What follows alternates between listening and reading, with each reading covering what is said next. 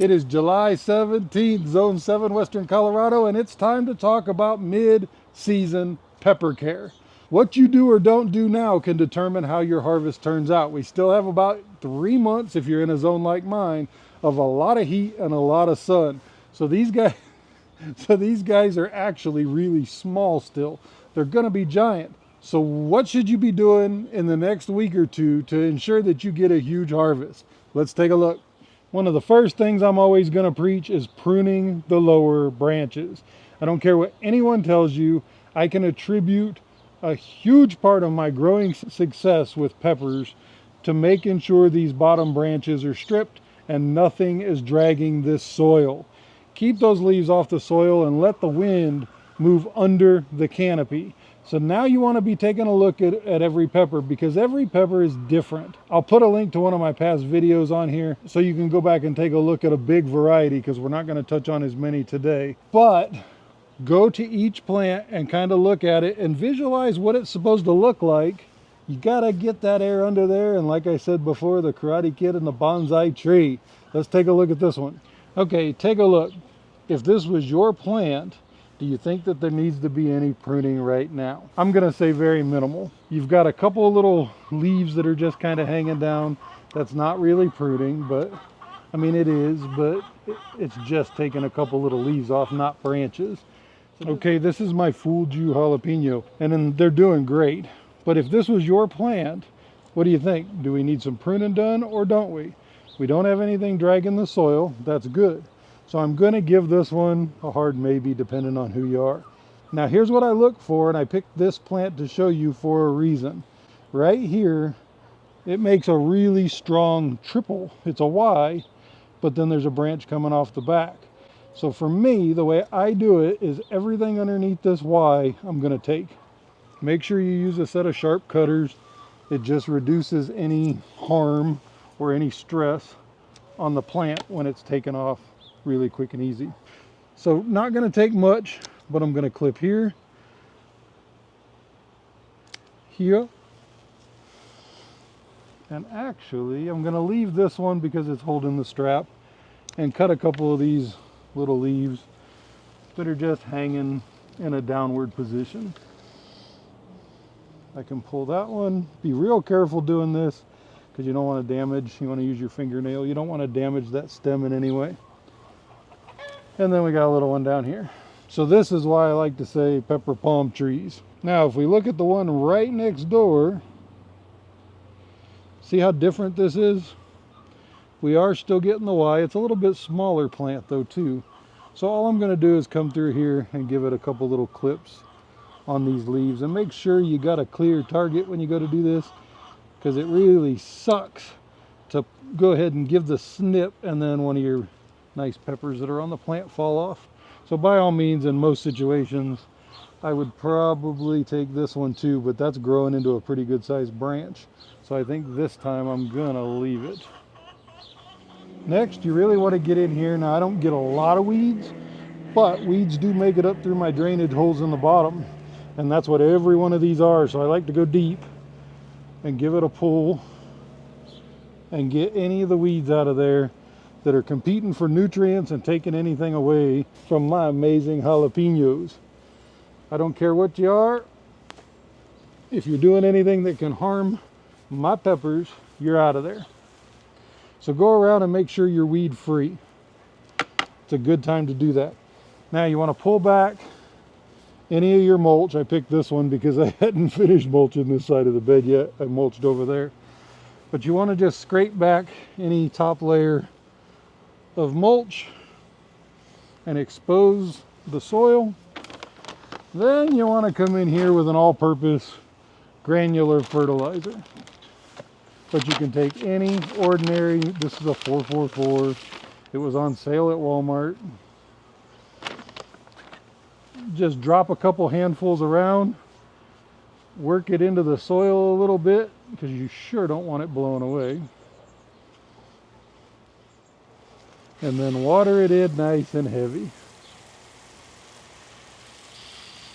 And then once you've done all that, either pull your mulch back over, or like this one, I didn't finish out the bed, So we're going to throw some handfuls of new mulch, and this is just the fine shredded pine shavings. Mulch is critical, and so many people undervalue mulch. But having a blanket over your soil protects the soil from the direct sun rays, keeps a lot of the moisture down in that soil, so you don't have to water as much. So even though these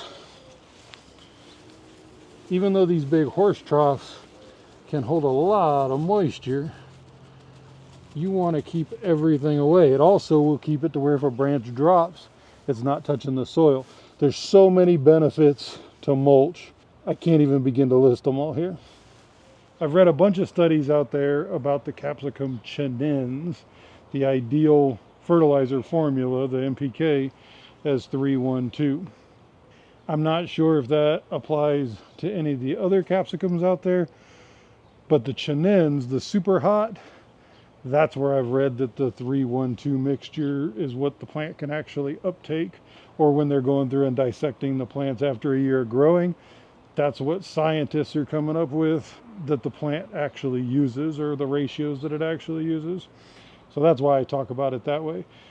For most of your stuff like these, the jalapenos, a regular, a 555, a 444, this Whitney Farms is a 769, whatever's on sale. Go buy, this was Expert Gardener from Walmart. Go buy whatever's on sale and just mix it in. I've never had a problem with any of the brand's granular fertilizers. But you should be watering constantly through the year, at least once a week, with a water-soluble fertilizer. So when I tell you I see a lot of questions or getting a lot of questions, a lot of times it's from the Facebook groups that I'm in. And right now there seems to be a lot of questions out there about the difference between water-soluble and granular fertilizer. Water-soluble is your liquid fertilizers, the synthetic fertilizers. You pour it in the soil and it's already in a form that the roots can uptake. It's already been made that way. Your organic granular fertilizers have to break down in that soil. The microbes have to eat it, digest it, and make it into a form that the plant can uptake. That process takes time. But the way I like to look at it is granular fertilizer is feeding your soil. Liquid fertilizer is feeding your plant. So you want to be doing both. You want to be doing water soluble on a much bigger frequency. You don't have to go as crazy as I do, but I would say once a week, on the weekend, whatever it might be, going in there and watering heavy with a water soluble. You always want to have granular fertilizer in there, breaking down in the soil and feeding those plants. Now the last thing I want to touch on, and it's a big one, is there's been all kinds of talk about watering. And so many times people are quick to say, I think I'm overwatering, or how do I know if I'm watering enough? It's this big wide open area. And I'm going to tell you right now, if you're growing in containers, especially big containers, but if you're growing in containers that have a lot of drainage holes in the bottom, you're probably not going to overwater. You want to let that water run out. Now there's good and bad to that. The good is it's really soaking into that entire soil. The bad is it can wash away nutrients, which is why I say regularly a water soluble, the roots uptake it right away, and then your granular for long-term constant feeding so the soil can feed your plant. But we're right at the stage, and I've found myself doing it too. I've figured out, I watch the plants every morning. I still hand water, and that's a process for me because while I'm hand watering, I'm inspecting the plants and figuring out what it needs.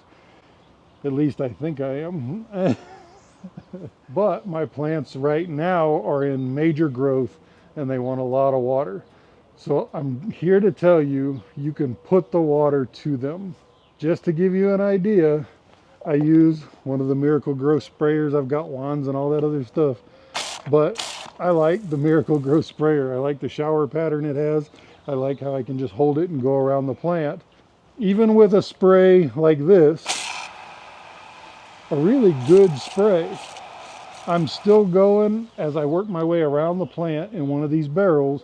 I'm counting 1, 2, 3, 4, all the way to 12 to 20, depending on what I think the plant needs. So even though I've already watered this morning, let me show you what that looks like. Okay, let's give you a top look of one of the Dorset Nagas. This one's Ricky, my backup Dorset. So when you, what I want you to do is to come in here with something hard spraying, and it's 1, 2, 3, 4, 5, 6, 7, 8, 9, 10, 11, 12. 12 will give you usually a full rotation. A lot of times I'll end up coming back around and doing it that way at minimum twice a day, but a lot of times 3 times a day. You want to make sure you go at it with the water. Pepper plants, especially in pots that have good drainage, can take all the water you can throw at them, and there's really not much chance that you're going to overwater them. So if you stick around, you know what I'm about to say. You don't have to be a prepper to be prepared. I'm Steve, aka the Chili Prepper, and we will see you on the next one.